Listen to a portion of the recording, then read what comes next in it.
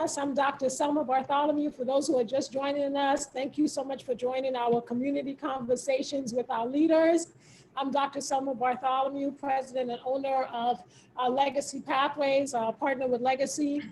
This is an ongoing series that we have been engaged with in connecting with community leaders and talking to our experts in the field and getting their authentic voice and their strategies and solutions around how do we meet the needs of our children, of our families, and of our communities, not only during this time of crisis, but moving forward as well, right? This is certainly a challenging season, and we know seasons change. So we thank you so much for joining us for our community conversations with leaders.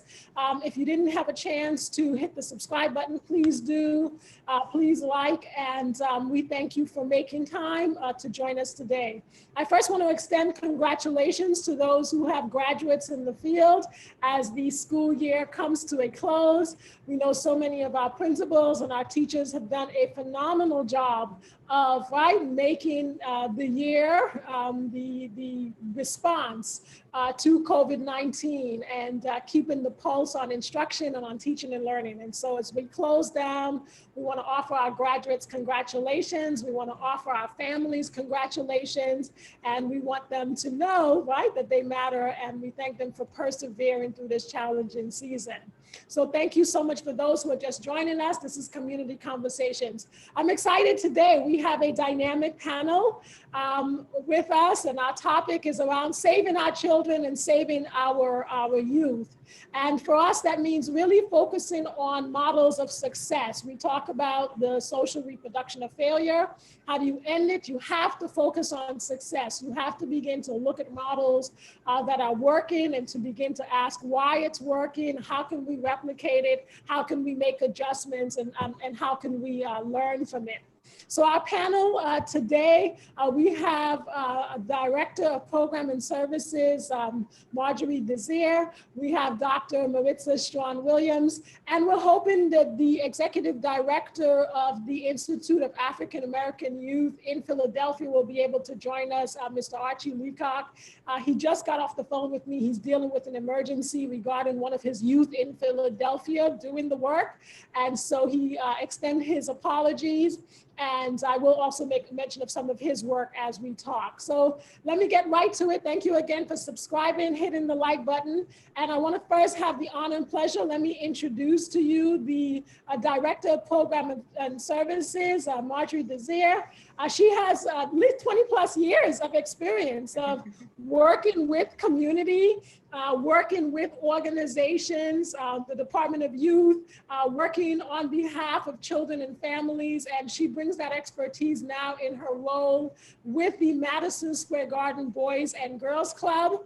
As I introduce the panel members and give them a chance to say hello to the audience, I'm going to ask her to introduce herself, and then I want her to get to the heart of what do you think makes a confident youth, a confident young person? And then we'll get to the mission and we'll get to the work that she's engaged in. So Director Jazeera, thank you so much for joining us today. It's an honor and a pleasure to have you. And so let me give you the chance to say hello and greetings to the audience. Sure, thank you. Thank you for that introduction. Yes, my name is Marjorie Jazeera, and I am the Director of Program Services for the Madison Square Boys and Girls Club, and which is a pleasure to work with. And so, your question in terms of what makes a youth confident and what's a positive experience for them. What's important for us is recognition and letting kids know that someone is paying attention and someone is there to support them. And we do support their goals. We develop their interests. We get to know them, and each individual gets an opportunity to connect with the staff. And we recognize that when we have a lot of recognition ceremonies, and we consider their interests in terms of what we offer. And so we let them know that their views and their feelings matter to us. Yeah. I love that word, recognition, recognition, and that goes to relationships, right? And Yes, being able to absolutely. cultivate real relationships with our young people. Yes. I have the next pleasure of introducing Dr. Maritza Strawn Williams. Dr. Williams have an extensive career in education. She is a cultural anthropologist. She has worked in Maine at Colby College in the Department of Africana Studies and Anthropology. She has worked with John Jay College and have also worked doing a lot of training around culturally responsiveness. And I have the pleasure of also saying that she gets to work with myself and the members of the Legacy team. And I tell people all the time, you may find someone as good, but not better. So I have the honor and pleasure of introducing Dr. Williams as we have the opportunity to really talk about our children. So Dr. Williams, let me give you the chance to introduce yourself to the audience. For those who are just joining us, thank you for joining Community Conversations. And tell us, what do you think makes a confident young person, a confident youth, as we engage in this discussion today? I'm Dr. Strawn Williams, and I've been teaching for a very long time, and it is my pleasure to work with Dr. Bartholomew around young people, working with young kids.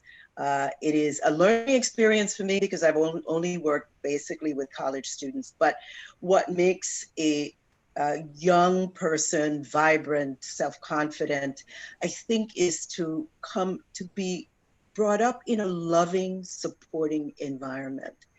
Once you do that, I think kids develop a voice. They're able to have self-respect and to give respect. So it is important, from my perspective, that we foster love, support, both parental as well as community support.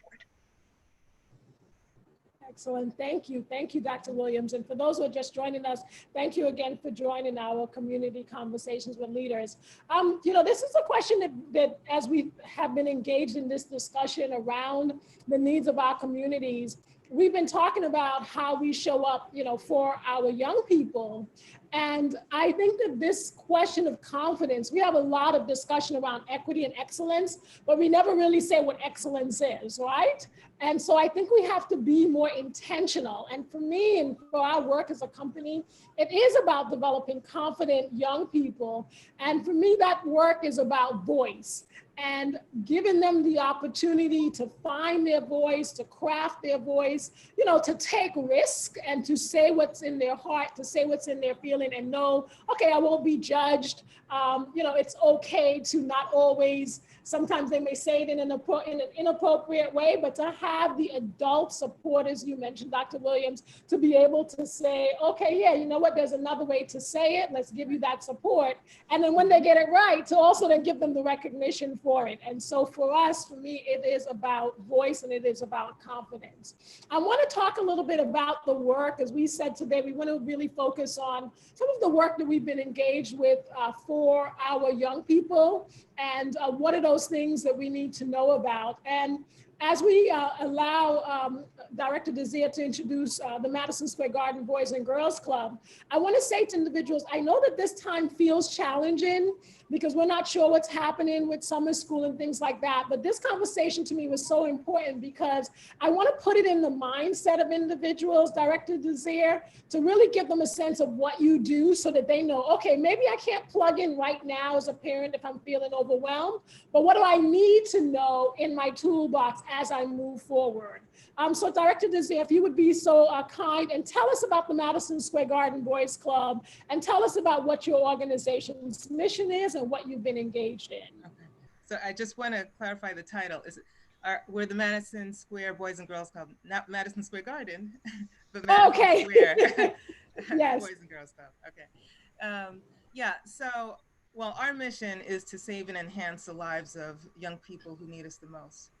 And, we're very intentional with the work that we do. We definitely have programs that are that are age appropriate, and we cover key areas. Academic success is key.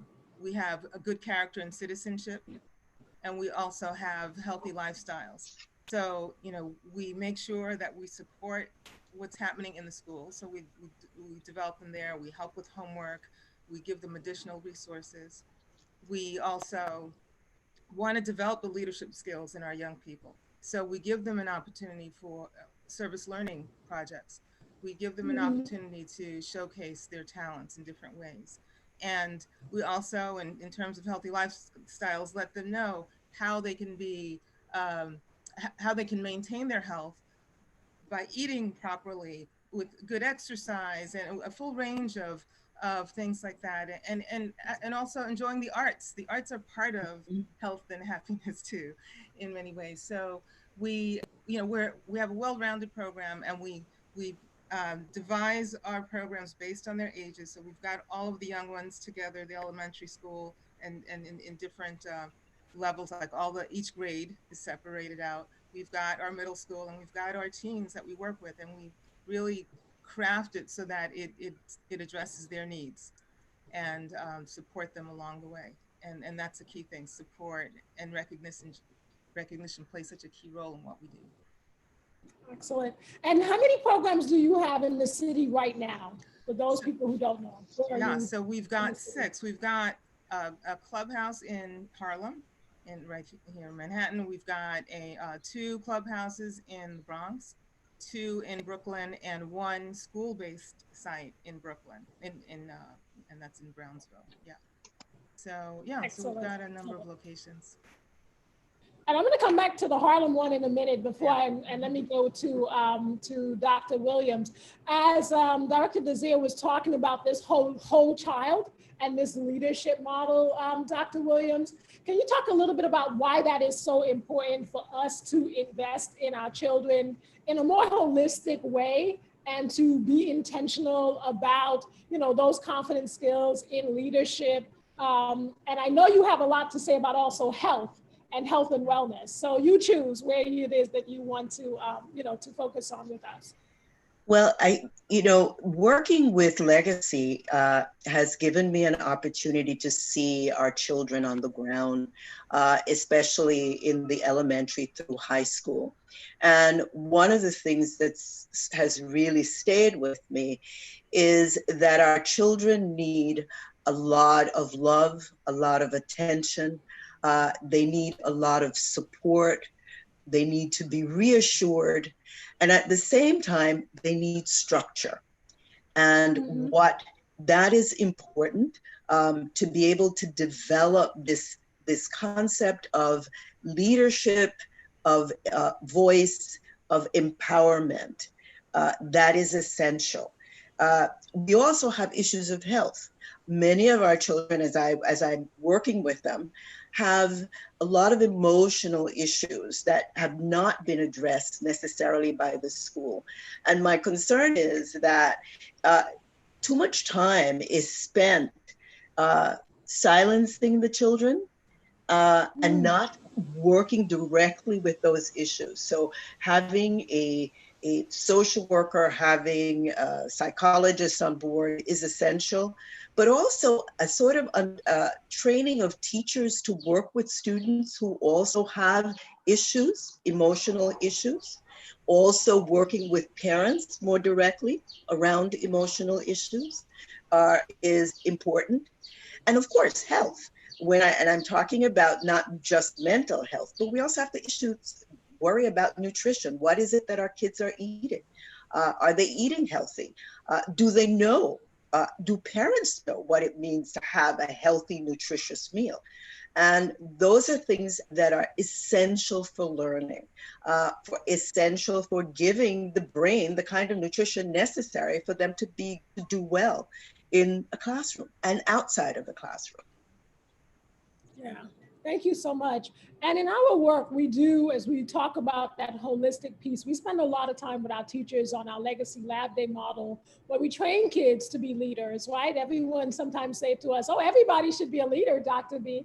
And I believe that in my heart. But how about we just start with making a few? How about we start, instead of just giving the rhetoric, to saying everyone is, we have to make a commitment to developing our students as leaders. And the health piece for us matters so much as we work with schools oftentimes you're right, kids come to school, if they're working a night job, we find, especially in our high schools and alternative settings, a lot of our students work at night and they may be trying to rush to get to school in the morning time. They're hungry. And so little things like making a breakfast cart available in the hallway, and giving those opportunities, right? So that it's not so much punitive if you're eating in the classroom, that people know and have that relationship with you to know why is it okay, you know, that what you were doing the night before, that you may be hungry. And I'm also very authentic with people. I got to keep it honest.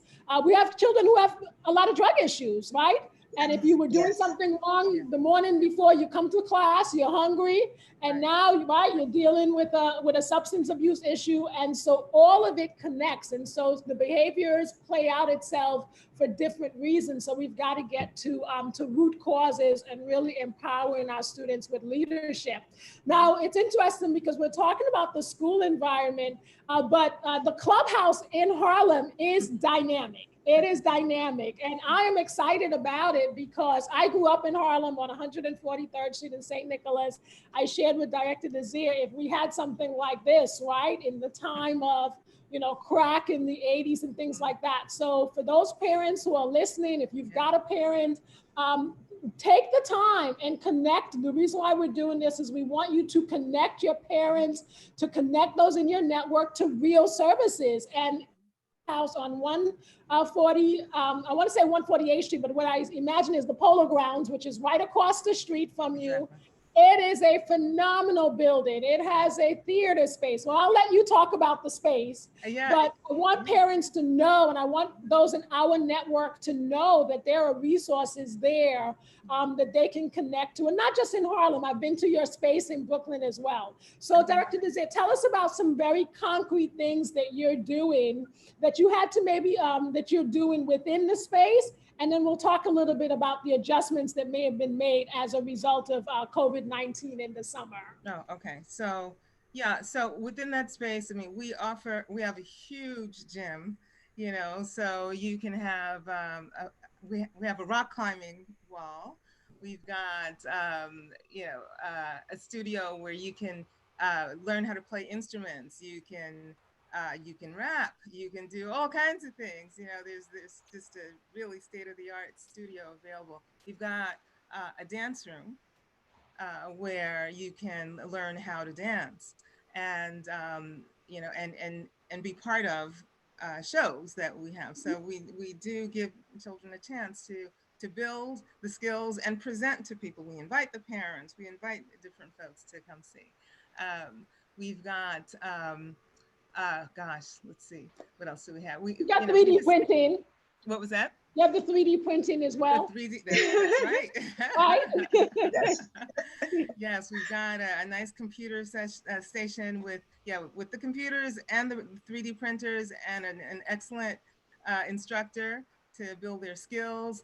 We've got the arts, where it includes not just painting and drawing, but things like sewing and having fashion shows, and learning how to create and then sell your items. Yes. And just a full range. We've got a really creative staff. Yes. And it's exciting, and the reason why it matters to us so much is because we work with the teachers during the day, right, and with our schools, and we want to empower them to be creative, and we want to create a space, but there's so much of the push. There's so much of just get through the curriculum, and we're wondering why it's not working. Well, it's not working if I don't get the chance to make those hands-on connections, if I don't get the chance to experience it. And the reality is not everything has to happen during a school, you know, during a school day. So I want to ask about this question about just being creative, and by way of just as we think about the pandemic and as we think about the challenges that we're facing. So Dr. Williams, I want to kind of ask a minute about what do you think people have to do to be more creative in this space now around COVID-19? This has been very challenging, I think, for everyone. And it's caught us by surprise. So now when we're looking at online, the question is, how do you bring learning to our students online? And one of the things I think is important is to make it exciting. So if you are teaching math, for example, how can I engage them? Not just with the book learning, but let's create a platform where they're actually doing the work. You know, something like an avatar. And this is that I'm thinking that you could work with an avatar. And if I'm studying history, let's say, the Civil War. Why can't we create something where we drop the students in? I'm saying all of that because I listened recently to a discussion from a Harvard economist who has been looking at the effects of pandemic on learning. And what he pointed out was that the independent school kids fell off maybe for about 2 to 3 weeks, but then they picked very quickly. But our kids, on the other hand, have lost ground substantially. And his concern is that they will not really, will take us 2 generations to get there.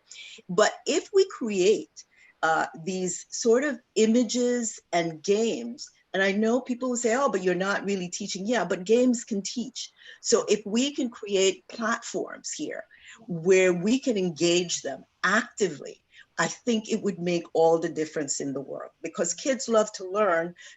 Most people say they don't, but they do. If you see them and you give them the space where they can do that, it's amazing what they can do. So our technology, and I know that Selma has been working on a lab day. Our lab day is excellent because what it does do is to create a space where kids can actually become leaders. It creates a space where they gain confidence. They're discussing their problems, the problems with each other. So they're learning from each other, as well as learning themselves.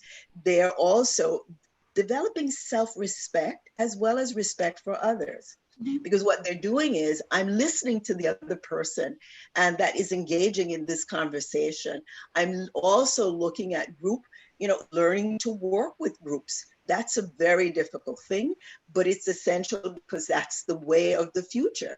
So the lab day is not just about the mathematics or the science, but it's also about structure, learning time, how to manage your time, which is important. So if we can sort of harness that and put that somehow in digital form, it would be fantastic.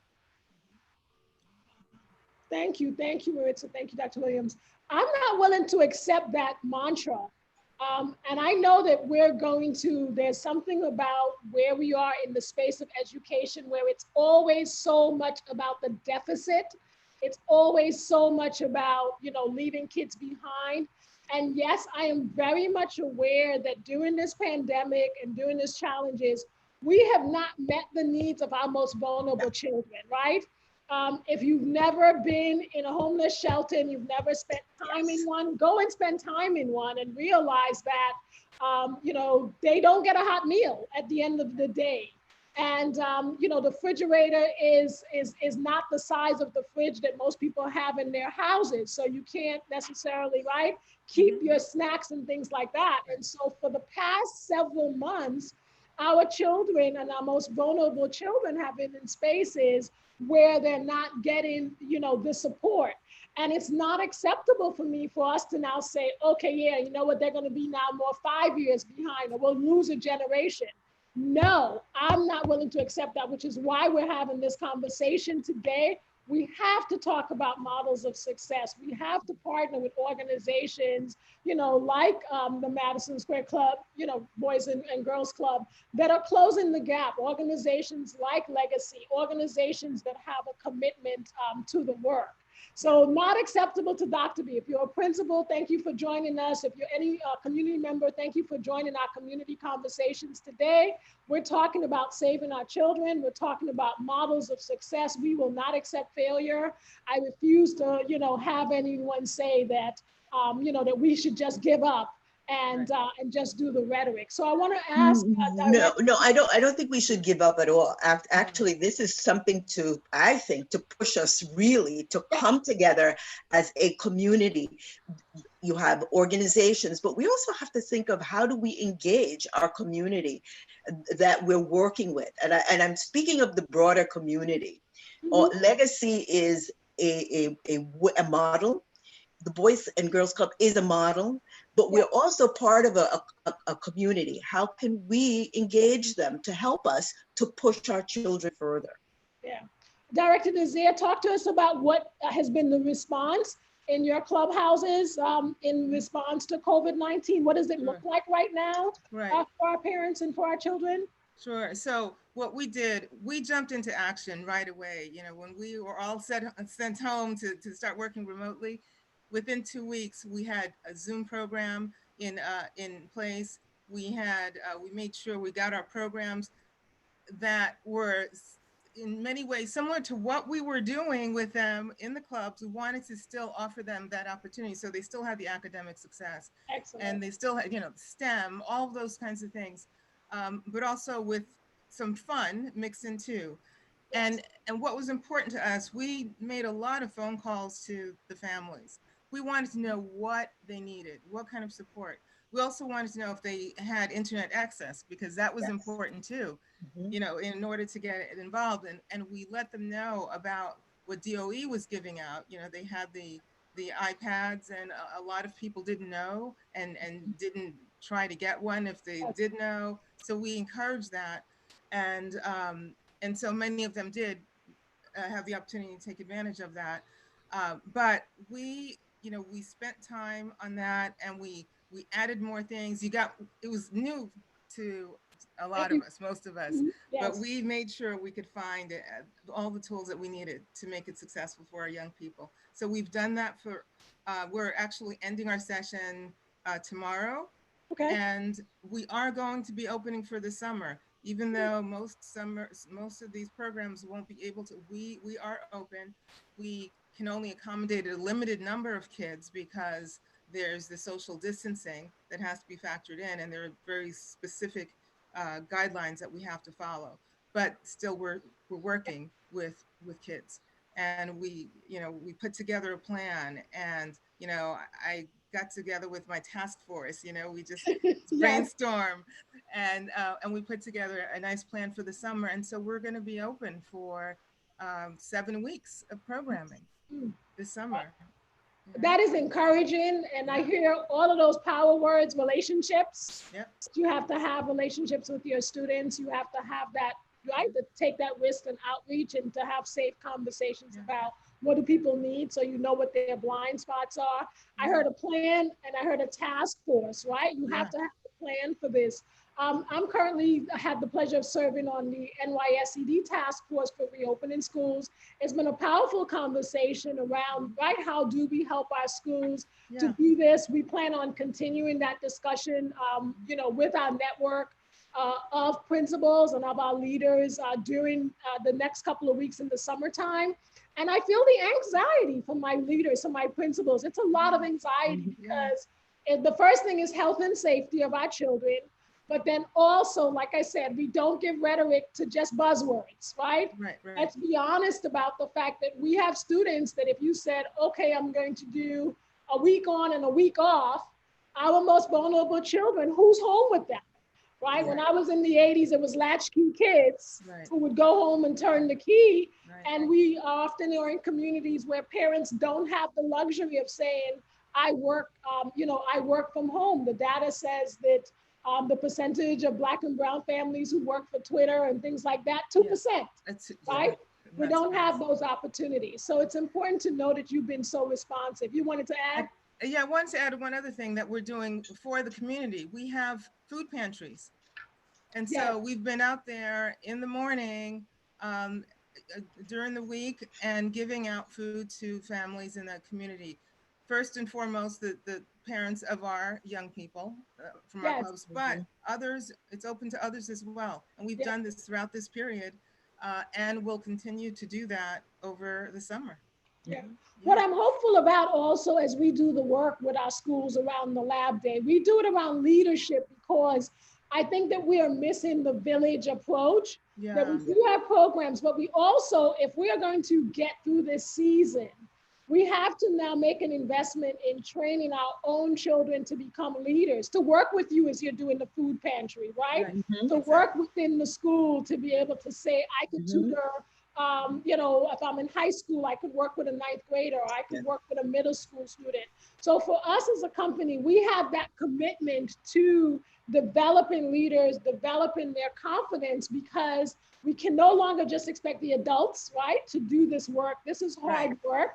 And Right. our kids want to do it. They just They need do. us to show them the how, and to, like you said, recognize it, and to add to it.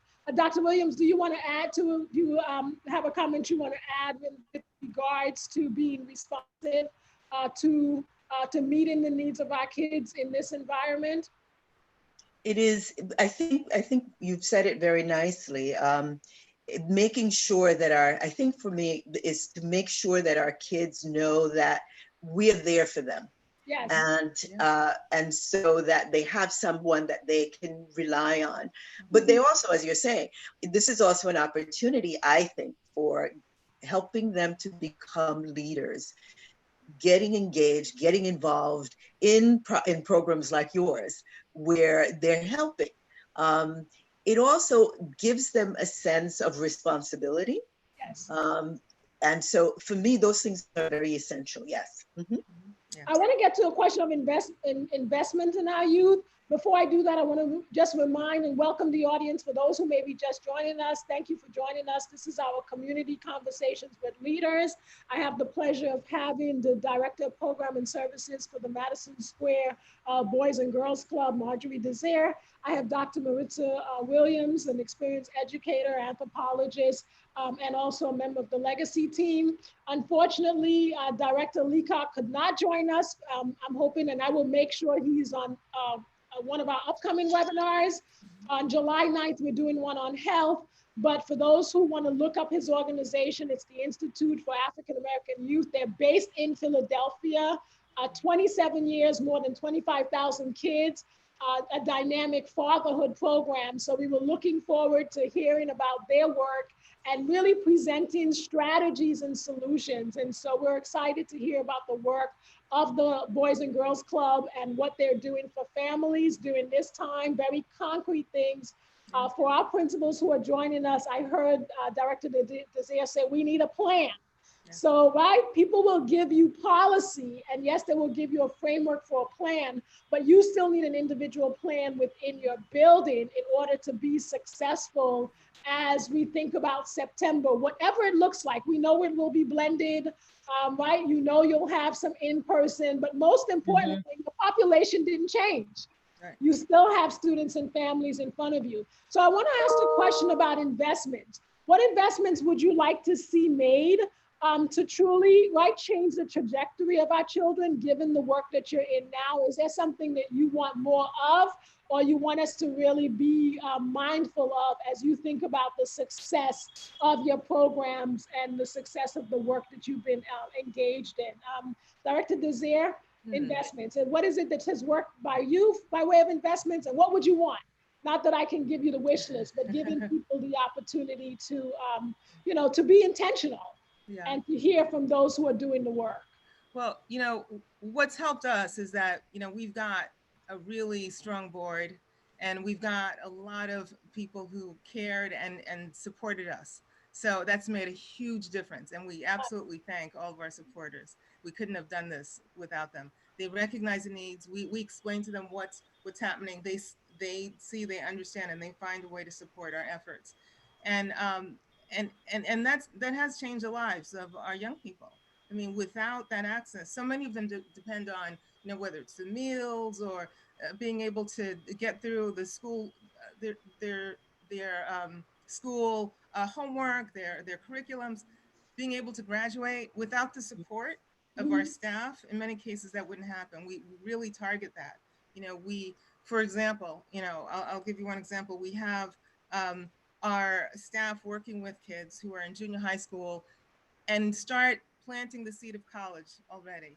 Excellent. And getting them ready to take those steps, and working with them systematically all the way through to when they graduate from high school and beyond. You know, we continue to work with are young people who go to college, and we support them there, and make sure that there's a greater persistence rate. Yes. So we're there for them, and I think investing that time and having committed staff really Mm. makes the difference.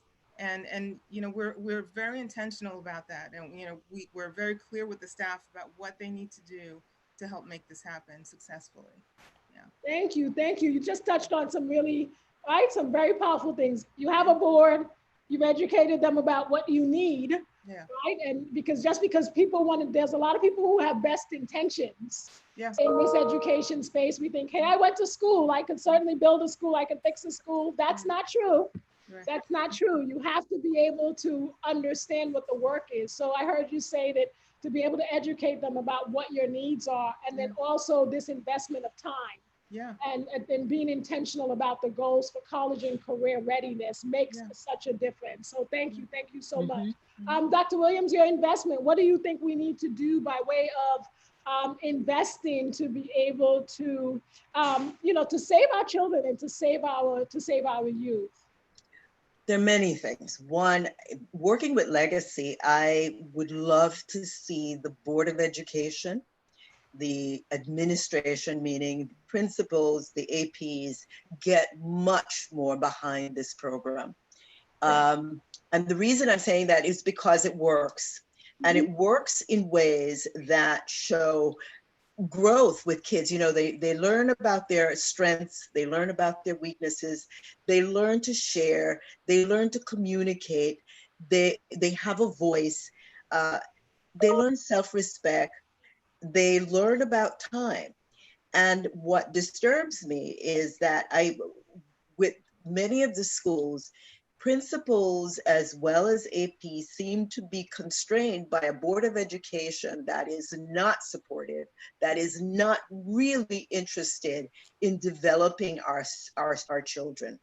So if we can somehow get them on board, I would love to have a conversation with the chancellor and to say to him, you know, there is this program out there. If you would only give it an opportunity, if you would only get behind it, you would be amazed at what we could do with our children. Yeah. That is my wish list. And I think and thank you, Maritza, for that. I so agree. I think that what it is, when we talk about the reproduction of failure, right? That you have to want to partner with success. You have to want to take a risk and say, what we're doing is not working. And you have to be willing to be open-minded to say that, right, I truly do want to figure out what the partnerships will look like in order to change the trajectory for our children. And as I think about the situation we're in now, as I think about the work we've been engaged in, and just being intentional with our partners about planning, about developing relationships, the reason why, for me, I'm a mathematician, I'm a scientist, and the work we do in STEM, we will always do. But I do it also, and we think about that communication piece when you talked, Director Jazeera, about recognizing the efforts of our students. I don't think we're being honest in this pandemic about the fact that we haven't developed scientists who truly know how to communicate, right? That this breakdown, right? It's summertime and people are just out. They're not wearing masks. They're they're free, right? We're worried about coming back in the summertime and back to school, and what will it look like? Will the pandemic rear its ugly head again? And part of the reason why is we've not developed a cadre of people, and we've not developed our citizens to be good communicators. We've not developed them to understand science, as you're saying in the Boys and Girls Club, to give them those hands-on opportunities and things like that. If we don't invest in communication, if we don't teach people how to talk to each other, how to work in groups, how to make sense of challenges, how to problem solve, how to climb a rock and say, hey, I need some help, right? If we're not investing in those things, we're going to stay stuck, and civilizations do die. And I think that we have to recognize that we need to do that. And the final piece for me, based on what you just shared, is because I have to go to the math of this. When you talked, Director Desir, about your food pantry program and creating that space, right? We just made trillions of dollars. Why should any child in this country go hungry? You know, why is it that we're not investing in truly teaching our people and communities and in the economic things that we need? Yeah. No child should go hungry, not in the US or in the world. We have enough. We have enough. And so I'm hopeful that we do decide to truly invest, not talk about it, but to truly invest. I see you guys shaking your head. Do you want to comment or extend? You know, the investment. Yeah. It takes a level of honesty in a society because Yes. we really do not appreciate children at Mm, all. And we need to realize that, you know, we talk a good game. Yeah, they are the future. We need to do this and that. But when you look at the amount of energy that we put into our children, yes. it's very limited. Yeah. And that is of tremendous concern. Um, our Black and brown children are smart, they're capable, um, but we have not given them and sent that message to them, Yes. unfortunately. Um, and I know that both programs do, but you also have this large group that is still not aware that Mhm. they're thinkers. And we need to develop those strategies for thinking and communicating, Yeah. for analysis, because we are moving into a digital world. And this pandemic has made that very, very clear. But Yes. you're right, Selma, that we have not learned the art of communication. No. And that is key. It doesn't matter what you do in life, but you need to be able to communicate. You need to listen. You need to hear. And you need then to be able to discuss those issues in a way that you get the message across in a way that is meaningful to others. Yeah. You know, putting on the mask, you say, put on a mask, and most people say, so what? Why should I? Who Exactly. cares? You Yeah, we know? don't. Yeah, no, we're not getting it. And it's Yeah, we're not. communication. It is definite. It is absolute communication. You know, communication about what public health really means. Yes. Yeah. And as scientists, like I said, I think we've had this mental model of what a scientist looks like, and that's why we wear lab coats. That's why we flip the paradigm. We want to let our young people know that they should have access to STEM, and that we need them. That our children are great communicators. We just Yes. now need to channel that energy, Yes. that approach. For those who are just joining us, Community Conversations with Leaders, thank you so much. Be sure to like and subscribe. We don't send too much, I don't send junk mail. Our next session is on July 9th on health and wellness. I want to ask a little bit of a more intentional question because I want to know the difference. I think we have children, younger age, and we have youth. And which is why I was so excited about having Mr. Leacock on this, right? I would, if you're a younger child, you have a different set of needs than if you're an adolescent. And I know you work with both in your clubhouses, Director Desir. So can you talk a little bit first about the younger age children and what does that look like for them within your clubhouses and what's maybe something different that you may be doing for them? And I'm saying that to parents once again. I know that you're in a pandemic. We know, you mentioned that you're not at full capacity, but I want to plant this seed in my principals and in my leaders and in our community who is connected with us that you're there. Your organization has been around for what? How many years? Almost 50, 60 years? Oh, even more than that. Um, since just around the turn of the century. I don't have Wow. the exact number Okay. offhand, but they've been around since a very long time. Yeah. Exactly. So replicate success, right? Replicate success. So talk to us a little bit about what do you do for that younger age child and why that approach in comparison to our adolescent, because I do think they need something different in their stages of Yeah. development. Yes, they do. And so, we have our younger group that are ages 6 through 9, and we work with them very closely where uh, we group them. So we have a group leader, um, the staff that's a group leader who has a small group that they're responsible for. So they get to know them and they can have small meetings with them, and they're not always in this large arena, spread out. Everyone feels like, they're getting personalized attention because that's important. So the group leader really gets to know them, and they work with them from one activity to the next. They're there with them. They're their support. They're they're the ones that are cheering them on. They give the positive feedback. They do all that. They're there for them, and we find that that's really important for the younger set. It helps to guide them as well, so they're not confused. Oh, what do I do next? Or who do I talk to? We What's make the youngest age that you start with in the clubhouses? 6. 6 years old. Wow. Yeah. Wow. That's excellent. That's excellent. So, and then we have our middle school kids. So with them, they have a little bit more freedom. Like they can choose some of the activities they want to participate in. With the younger ones, they follow a schedule. They just follow Okay. that schedule. Structure. But the middle school have some more choices. Mhm. And we support them, and we get a sense of what they're interested in, and we expose them to new things, and we work really closely with them. We work with the schools too. We get a sense of what they're doing. We want to reinforce some key things as well. So we want to be a support in that sense.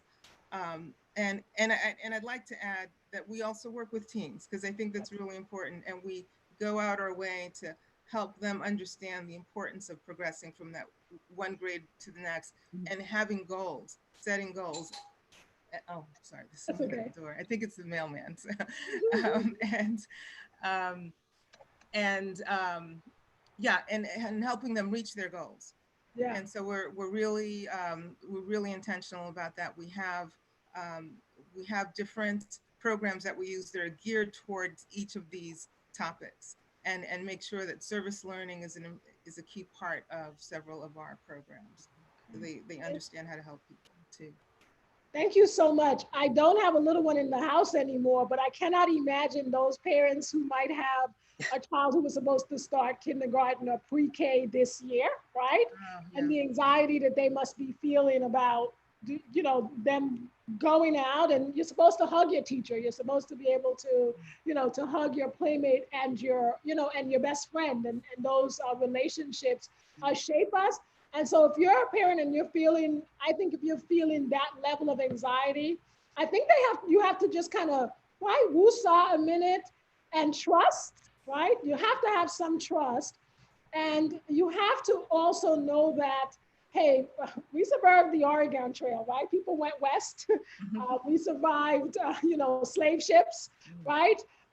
This is not the first challenge that we have faced right, in that human condition. And it's okay to really be small, even though we might be thinking everything, you have a birthday party, you want 50 people. No. When you're 4 years old, you actually, right, want a smaller group of friends. Yeah. And so I think I'd like to see us really, if you're working with that age group, to really think about, if you're a leader of a school working with that age group, to think about who is their circle of friends that you're going to have to do to create a safe group that you feel safe with as a parent, because you can't lock your child up in the house. They want to hug, right? They want to kiss, they want to hug, and they want to feel safe, and you want to feel safe as well. And I understand, right, the challenges of, of this disease, but it matters so much when you talked about, creating that structure and that relationship, because when we say we can't start school in September, no, we have to figure it out, because I'm a kindergartner. I don't want to be online. I want to see my teacher. I want to get that star and that recognition for the day. So thank you so much. For those who are listening, please be sure to like and subscribe. If you have questions, you can put the questions in the chat, and I get them on my phone. So please let us know if you have any questions, and we will absolutely share them. Dr. Williams, talk to us about the differences. And so I heard a little bit about youth. Who are our adolescents, right? What has to be that difference in approach as you think about them, based on your experience and expertise of working with different cultures and working with our young people? Well, one of the things I think the approach with children I like, the fact is that they're smaller groups. Um, and for me, it's with young kids. Actually, I prefer to start them from, believe it or not, from the time they're babies all the way to before they get into school, is to invest in giving them stories and introducing them from the very beginning to different parts of the world, to different narratives. And that can be done, believe it or not, very simply. There are lots of little books around that parents can take time to do. What it does is to give the kids a broader understanding of the world in which they're living, and it helps them to question. I've done this repeatedly, and I'm always fascinated by the fact that they are very quick. So it is a great time to push them. And also if in that household you speak a different language, start the kid learning that language immediately as well. It's quite possible.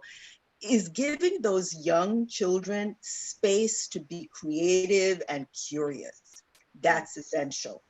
And as they move into adolescence, I like this idea of giving them choices, because it develops responsibility, it develops independence.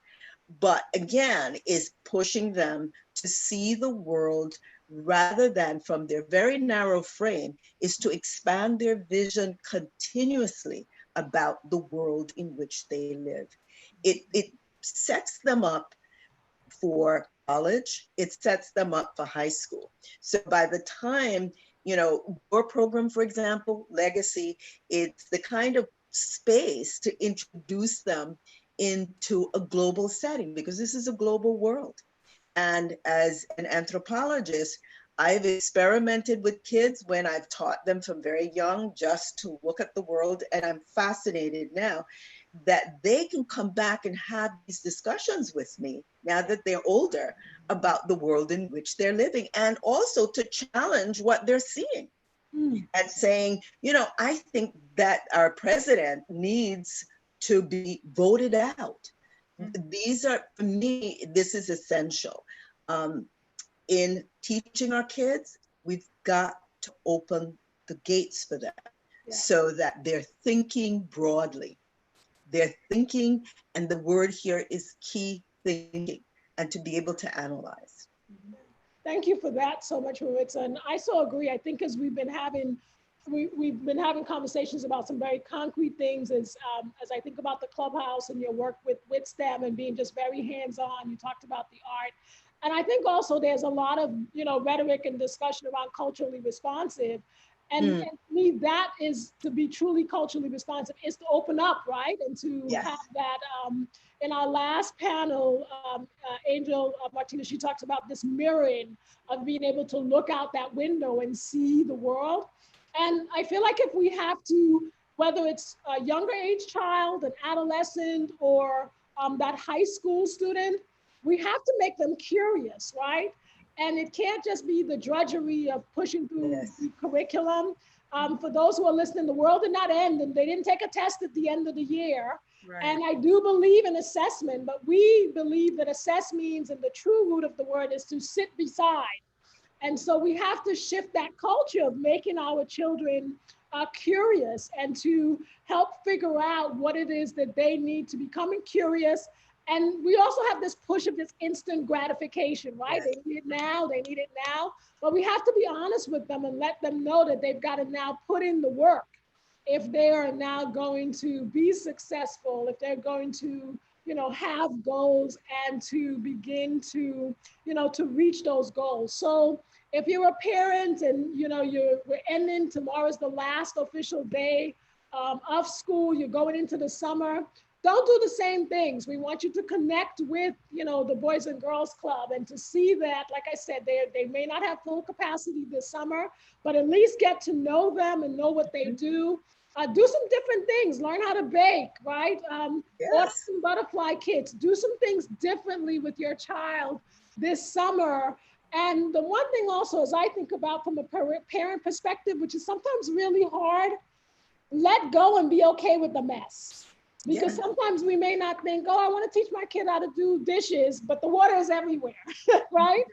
It's okay to do those things with young people, with our adolescents, with our middle schools. If we just let go and say, you know, the joy is to be with you as a parent right now. Yeah. And you just got a blessing of being with your child.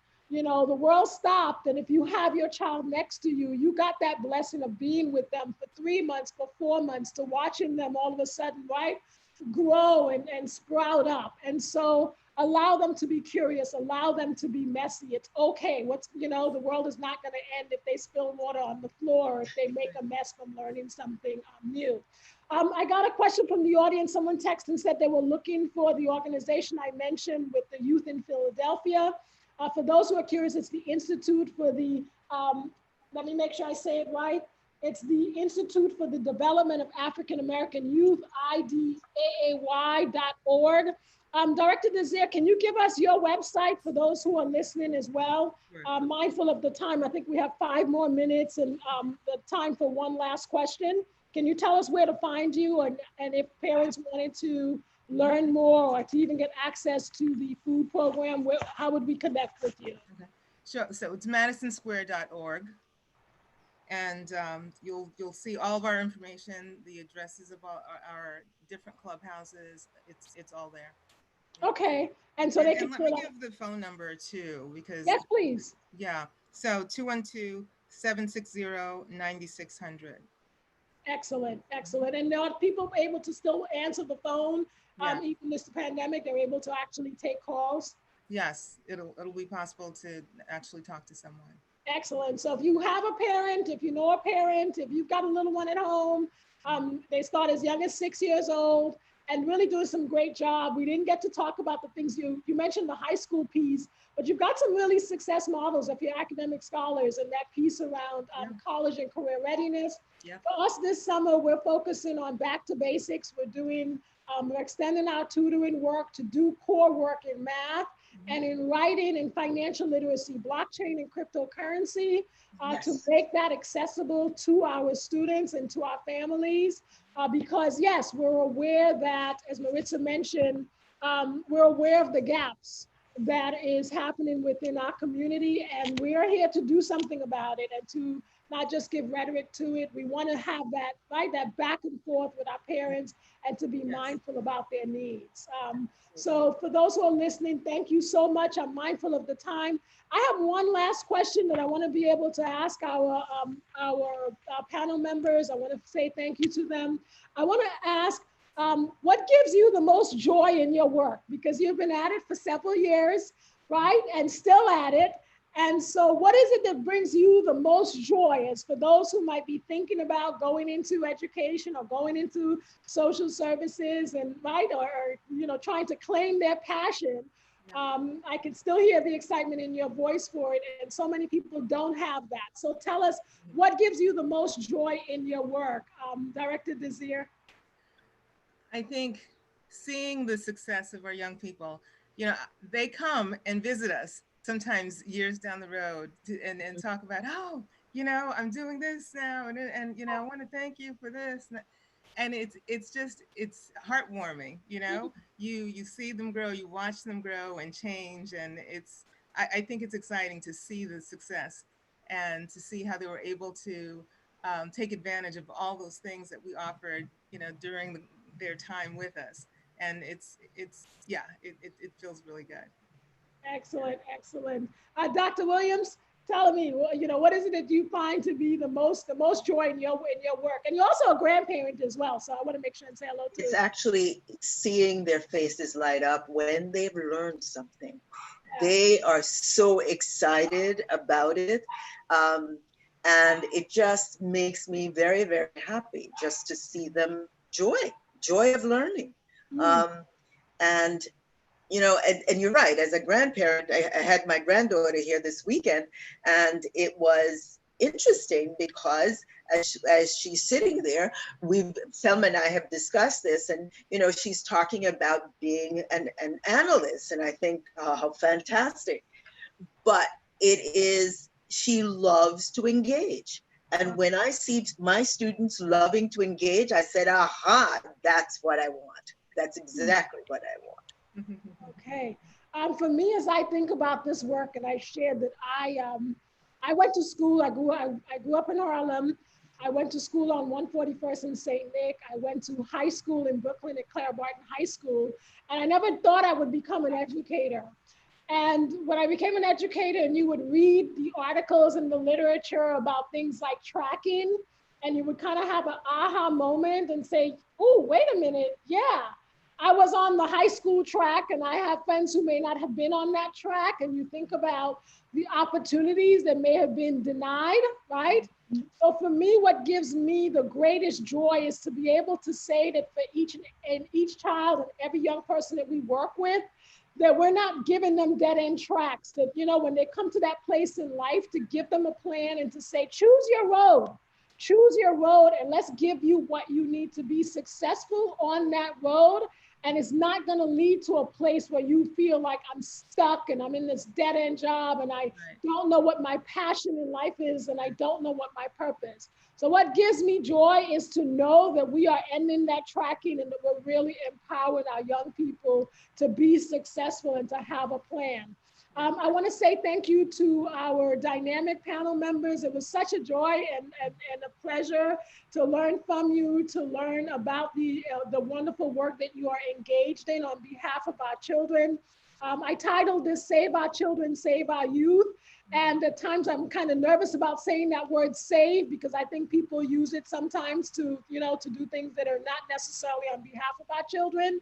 But in this space right now, with the challenges that we are facing in COVID-19, we have to be intentional, because a lot of people are about ready to exit out of public education. They're going to say, I'm going to keep my kids home. They have the resources to do for their children, but we will have children that will be that I refuse to be left behind. We have to be intentional about those strategies. Thank you for our audience for joining us. Please make sure you subscribe, you like.